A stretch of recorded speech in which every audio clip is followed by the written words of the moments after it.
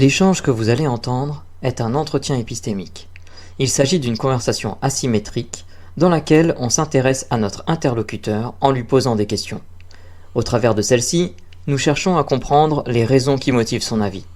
L'objectif principal de cette forme de conversation est de passer un moment agréable et mutuellement enrichissant.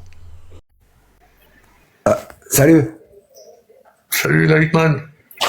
Oui, j'ai suivi comme tout le monde, je pense ici, l'arrivée de Sophie donc à l'ISS. Donc déjà bravo à elle, bravo à tous ceux qui ont mis ça en place. Et quand j'ai regardé les images, tu sais, je me suis intéressé tout de suite, tu sais, sur l'effet de leurs cheveux et autres en gravité zéro, puisqu'on connaît tous qu'il y a des gens qui disent oui c'est faux, ils mettent de la laque dans leurs cheveux et autres. Tu sais, sur certaines séquences, on voit quelquefois aux informations ou autres. Et si on regarde bien, on voit vraiment là, par exemple, un monsieur avait un collier en une sorte d'argent autour de son cou, et là même le collier flottait autour de son cou, derrière et tout ça, tu vois. Je me suis dit, là au moins on voit vraiment bien l'effet de la gravité zéro sur même ce collier et autres. Et je me suis dit, au moins là, on voit vraiment qu'ils sont en apesanteur. Et certains pourraient dire, ouais, c'est dans un avion 0G, vous voyez. Sauf que là, ça tenait vraiment longtemps, puisque l'avion 0G permet que quelques temps en apesanteur. Voilà, et c'est tout, j'avais remarqué ça. Et, et du coup, Lightman, oui. À quel point une vidéo pour toi peut être une preuve formelle que ces gens-là sont bien dans l'USS? Ah, pas du tout formel, mais c'était juste ce point que j'avais trouvé au moins intéressant. Parce que là, les fameux cheveux n'étaient pas vraiment, comme on dit, laqués et autres, tout ça. Non, c'est vraiment un petit point de détail que j'avais remarqué. Bon, c'est tout. Ouais. Et toi, oui. Comment tu es sûr que la Française est bien dans une station spatiale qui orbite autour de la Terre?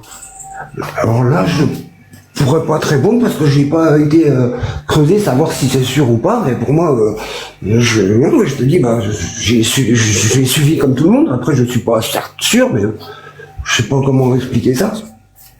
De 0 à 100, 0, ils sont absolument, il y a pas de station spatiale, il y a pas de femmes dedans. Oui. 100, c'est oui, il y a une station spatiale, c'est sûr, oui. Et la Française est dedans. Tu te mettras à combien? 99,9999, voilà, c'est tout. Alors, le seul truc, c'est est-ce qu'elle est française, oui, ou binationale, voilà, c'est tout ce que je pourrais. Ok. C'est juste ça qui te fait le dernier petit pourcentage qui te manque, c'est ça? Ouais. Mais c'est quand même beaucoup, 99,999%. Oui.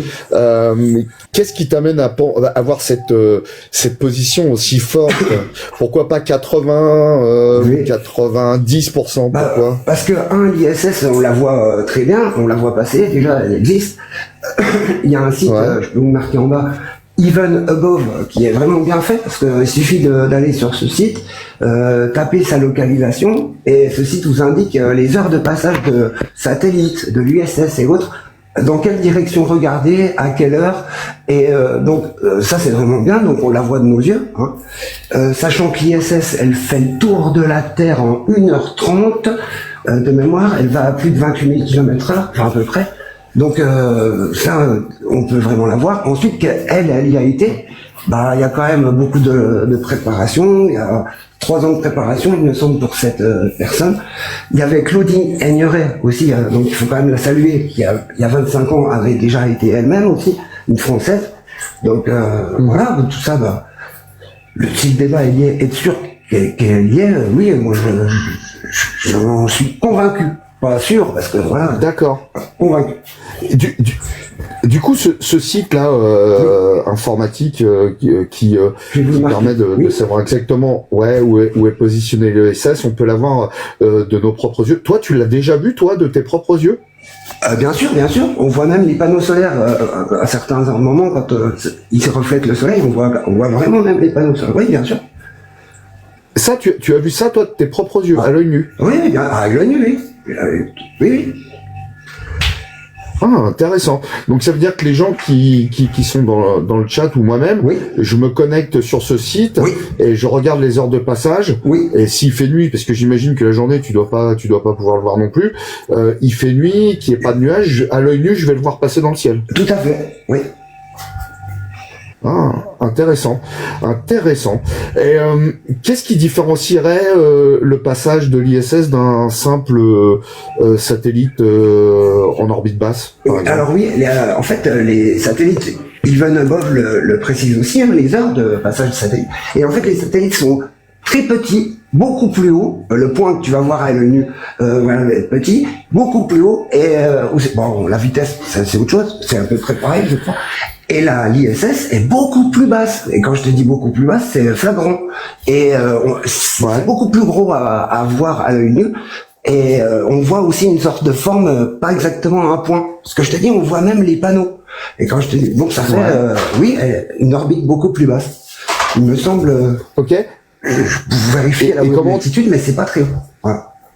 Et comment tu ferais la différence, toi, à l'œil nu, entre un très gros satellite qui vole plus bas que les autres satellites et l'ISS? Bah déjà, c'est pas très gros un satellite à la base. Il n'y a pas de très gros satellite. Non, mais là, ça serait un satellite qui aurait à minimum la même taille que l'ISS. C'est-à-dire comment tu ferais la 150 différence mètres par panneau. T'imagines 150 mètres le panneau, c'est énorme, hein, l'ISS.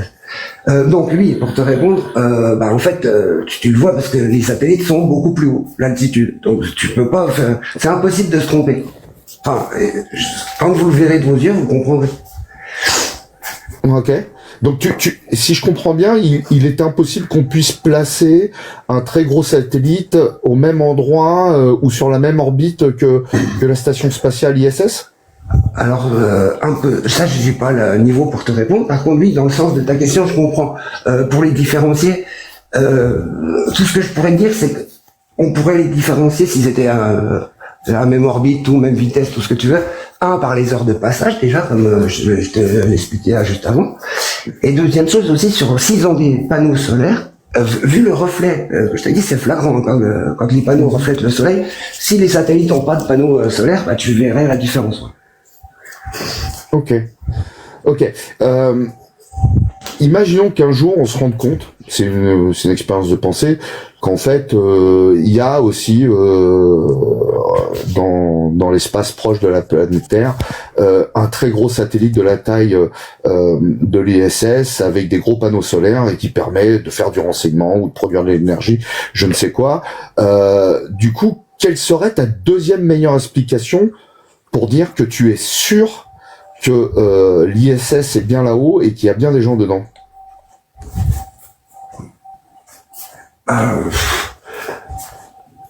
Qu'il y a des gens dedans, je pourrais pas, parce que j'ai pas le niveau de te répondre.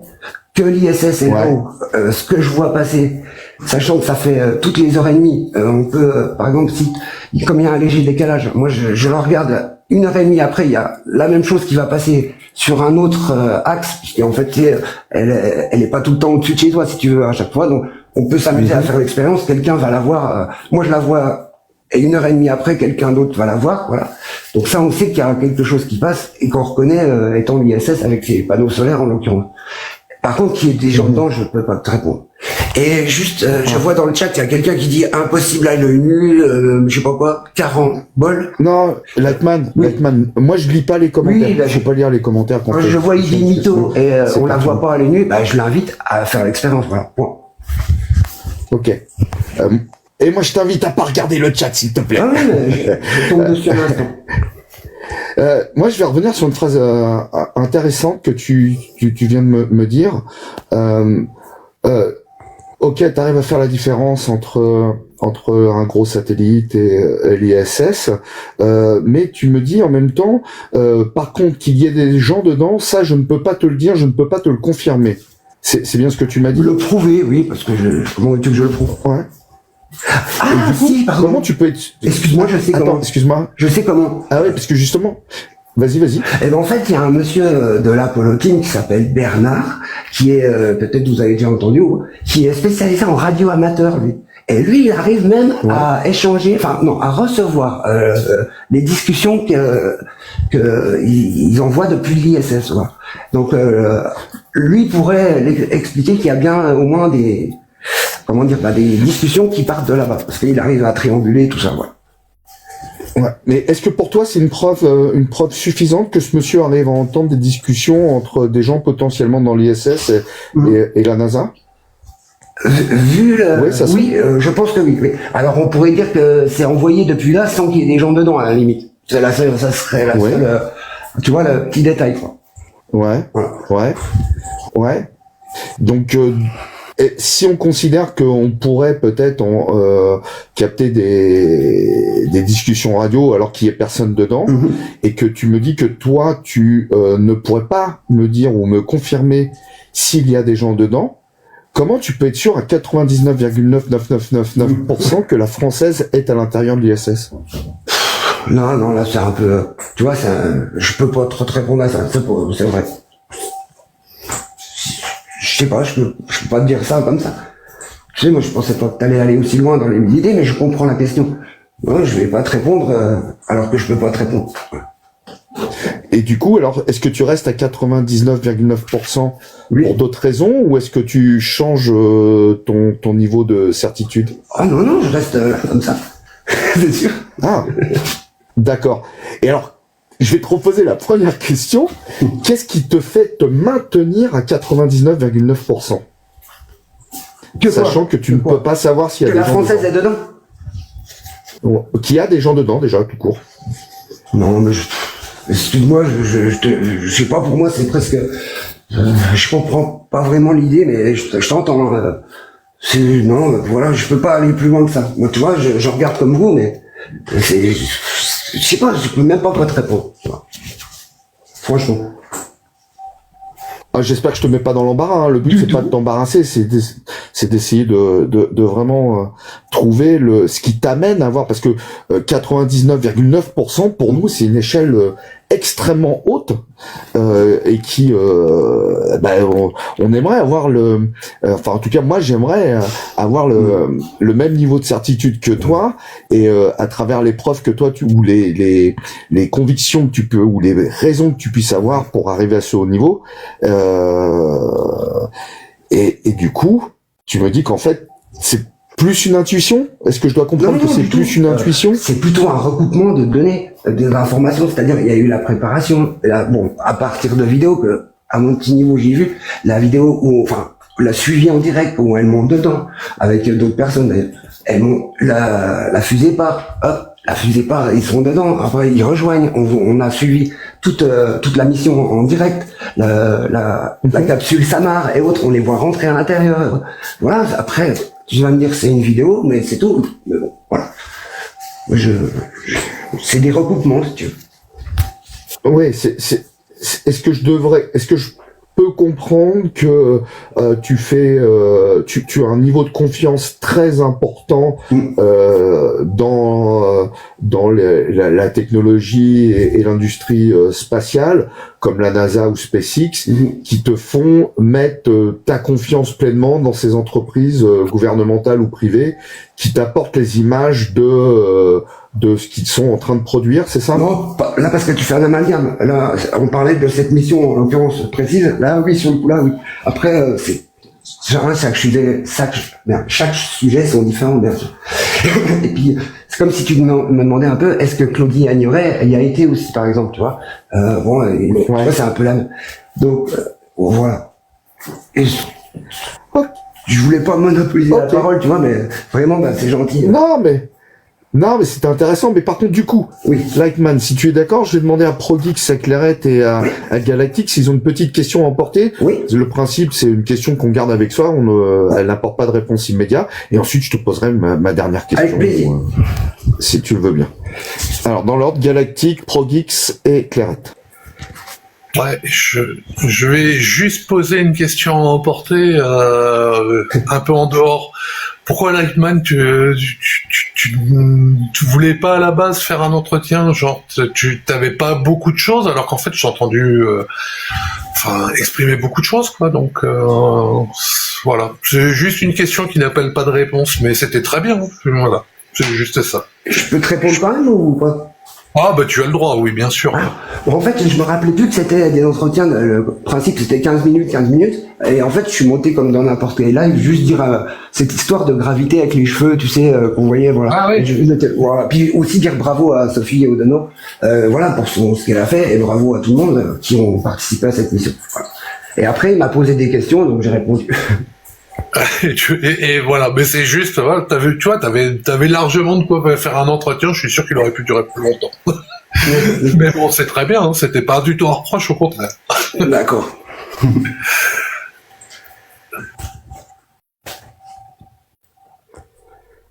Moi, j'ai pas de questions portées. Ouais. Moi non plus, j'ai pas de questions. Bon, bah, merci les amis. Écoute, Lightman, moi, ça m'a fait vraiment plaisir de discuter avec toi. Et puis, j'ai apprécié ton honnêteté de dire quand tu sais pas et des choses comme ça. Et donc, je vais te poser la question qui, pour nous, est très importante. Comment tu t'es senti pendant cette discussion, du coup? Même si tu voulais juste monter pour féliciter notre Française.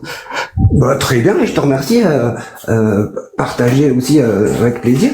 Et puis voilà, je me sens très bien. Tu sais, je commence à avoir un peu l'habitude des lives, sachant que ça fait à peu près 1 an et demi que je découvre. Et puis tu sais, prendre la parole, c'est pas facile du tout. Et puis une fois que tu es honnête, comme tu viens de le dire avec toi-même, tu t'essayes pas d'aller dans la dissonance ou des choses comme ça, cognitives et autres. Bon, bah, voilà, il suffit de dire la vérité. Les gens, ils ont peut-être plus l'habitude, mais voilà. Et si tu devais retenir une chose de cette discussion, dans 10 minutes, une journée ou deux, à ton avis, ça porterait sur quoi? Eh ben, le fait que tu poses des questions très axées sur le fait que, comme, est-ce que c'est vrai ou pas, ou tu vois, comme si tu laissais sous-entendre que ça serait possible que ça ne soit pas possible, en fait, qu'elle n'y ait pas été. Et je trouvais étonnant, et j'avais pas trop compris le sujet du live. Je pensais plus c'était de développer la réalité, les bons points. Et là, je remarque que c'était plus, est-ce que c'est vrai ou pas? Voilà. Mais j'étais étonné de ça. Alors, je suis désolé si tu l'as senti comme ça. En fait, c'était plutôt de te poser la question de comment toi tu en es sûr que c'est vrai. Ouais, j'ai compris. Tu vois, c'était plus là-dessus. C'était un peu à tout le Mais monde. en tout cas, cette histoire de pouvoir voir l'ISS à l'œil nu, j'espère que les gens vont apprécier. Et si tu peux mettre dans le commentaire, dans le chat quand tu redescendras, si ça te dérange pas, bien sûr, Lightman, le nom du site pour que les gens qui sont intéressés par ça puissent se connecter. Je l'avais déjà mis 2 fois, mais je le remets tout de suite. Et je redis au cas où, s'il y a des gens aveugles, on ne sait jamais. Donc, ouais, comme moi. Even Above, donc vraiment il y a d'autres sites, par exemple ISS et tout, mais ces sites avec ISS, c'est que pour voir l'ISS.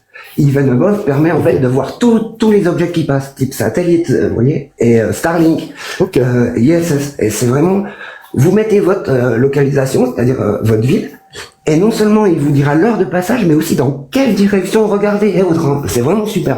Vous voyez, il vous dira est, ouest, c'est super. Ouais. D'accord. Bon, bah écoute, je te remercie beaucoup, Lightman. Je te laisse redescendre tout seul ou oui, je peux redescendre, pas de problème.